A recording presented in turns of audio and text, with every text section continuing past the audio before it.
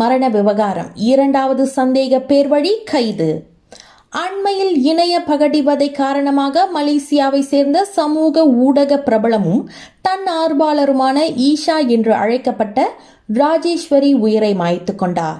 மரணத்துக்கு ஒரு நாள் முன்பு தமக்கு எதிராக மிரட்டல்கள் விடுக்கப்படுவதாகவும் இணையம் மூலம் தம்மை கேலி செய்வதாகவும் 30 வயது ராஜேஸ்வரி காவல்துறையில் புகார் அளித்திருந்தார்.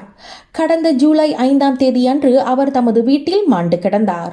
ராஜேஸ்வரியின் மரணத்தை அடுத்து 35 வயது பெண் ஒருவர் வளைத்து பிடிக்கப்பட்டார். இதனைத் தொடர்ந்து இரண்டாவது சந்தேக பேர் வழி கைது செய்யப்பட்டுள்ளார். ஜூலை 10ஆம் தேதி மாலை 6:30 மணி அளவில் தலைநகர் கோலாலம்பூர் பகுதியில் ஆடவர் ஒருவர் கைது செய்யப்பட்டார். அவர் 40 வயதிற்கும் 50 வயதிற்கும் இடைப்பட்டவர் என்று அடையாளம் தெரிவிக்கப்பட்டது. ராஜேஸ்வரியின் மரணத்தை தொடர்ந்து மலேசியாவில் இணைய பகடிவதைக்கு எதிராக பல தரப்பிலிருந்து கோபக்குரல்கள் எழுந்துள்ளன.